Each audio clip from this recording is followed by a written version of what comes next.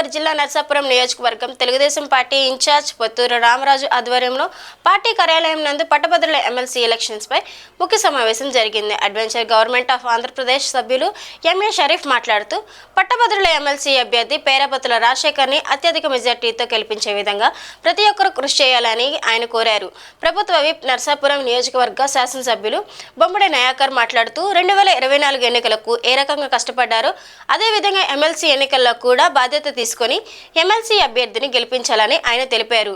మాజీ మంత్రి కాపు corporation chairman Kothapalli Subba Naidu మాట్లాడుతూ గ్రాడ్యుయేట్ ప్రతి ఓటరు దగ్గరకు వెళ్లి తప్పనిసరిగా మొదటి ప్రాముఖ్యత ఓటు కూటమి అభ్యర్థి రాజశేఖర్కి వేసే విధంగా కష్టపడాలని కూటమి నాయకులను కార్యకర్తలను కోరారు. కష్టపడి పనిచేయాలి.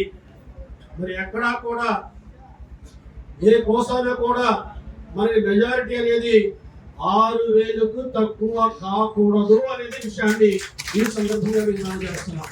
ఈ రోజు కూడా పశ్చిమ గోదావరి, తూర్పు గోదావరి జిల్లాలో ఈ రోజు వైఎస్ఆర్సీపీ పార్టీ అభ్యర్థిని పెట్టడానికి కూడా సాహసించలేదు అంటే వాళ్ళు ఇంకా చత్తగలపడ్డారు.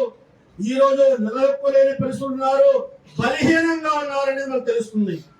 చంద్రబాబు నాయుడు గారు అదే రకంగా లోకేష్ గారు పరిస్థితులు సాధించడానికి ఈనాడు ప్రయత్నాలు చేస్తున్నారు. 42 పరిశ్రమలు 6,33,000 కోట్ల రూపాయలు పెట్టుబడి ఈ రాష్ట్రానికి రావటం జరిగింది. దాని మూలంగా 41,000 మంది నిరుద్యోగులకి ఈనాడు ప్రత్యక్షంగా ఉపాధి అవకాశాలు కల్పించడం జరిగిందనే విషయాన్ని ఈనాడు ఎవరైతే మీరు ఓటర్ల దగ్గరికి పోతున్నారో, ఎవరైతే గ్రాడ్యుయేట్స్ ఉన్నారో వాళ్ళకి మీకు ఆ ఉద్యోగ భద్రత, ఉపాధి భద్రత ఉందని చెప్పాల్సిన అవసరం ఉందని ఈ సందర్భంగా మనం చేస్తున్నాం. మనందరం కూడా ఏదైతే 2024 ఎలక్షన్స్ లో ఎన్డీఏ కూటమి ద్వారా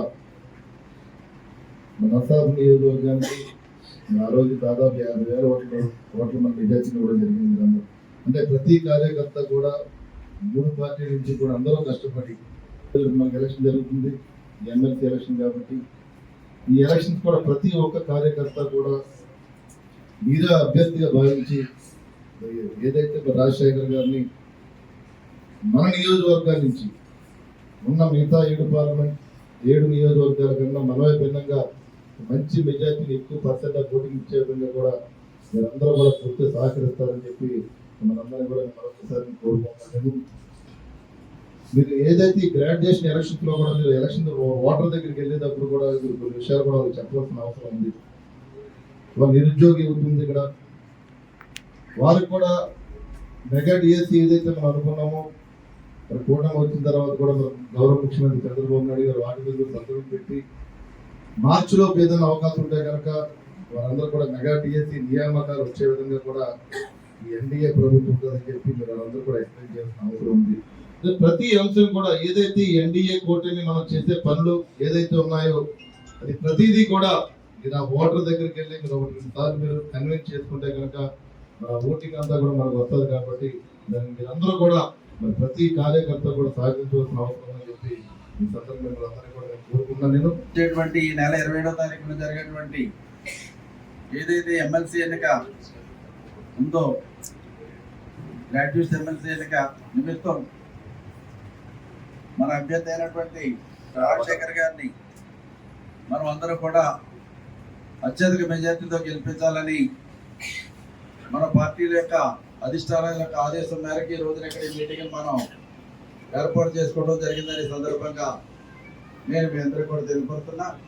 ఈ రోజున కూటమి ప్రభుత్వాన్ని కనుక మనం ఆలోచన చేసినట్టయితే మోడీ గారు కానీ, పురంధేశ్వరి గారు కానీ, చంద్రబాబు నాయుడు గారు కానీ, లోకేష్ బాబు గారు కానీ, పవన్ కళ్యాణ్ గారు కానీ, నాగబాబు గారు కానీ, మరి ఈ రోజున వీళ్ళందరూ కూడా బలమైనటువంటి నాయకత్వం ఈ రోజున రాష్ట్ర స్థాయిలో, దేశ స్థాయిలో మనకు ఉన్నటువంటి విషయాన్ని ఇక్కడ మనం అందరూ కూడా గమనించాలి. ఇంత బలం, ఇంత శక్తి సామర్థ్యాలు మనకు ఉన్నప్పుడు ఏ విధంగా మన పోరాట పట్టుకొని మనం చూపెట్టాలి, ఏ విధంగా మన అభ్యర్థికి మనం నెగ్గాలంటే ఒకటే చెప్తున్నాను, ఎక్కడో ఎలాగా నెగ్గుతాం. మన అందరికీ కూడా సరైనటువంటి రీతిలో మనం అందరూ కూడా 100% కష్టపడి పనిచేస్తే, మనం అందరూ కూడా 100% కమిట్మెంట్ గా పనిచేస్తే మనమే అభ్యర్థులుగా మనం అందరం కూడా కష్టపడి పనిచేస్తే మన అభ్యర్థి మొదటి రౌండ్లోనే నెక్కి తీరాలని ఈ సందర్భంగా నేను మీ అందరికీ కూడా వేడుకుంటున్నాను.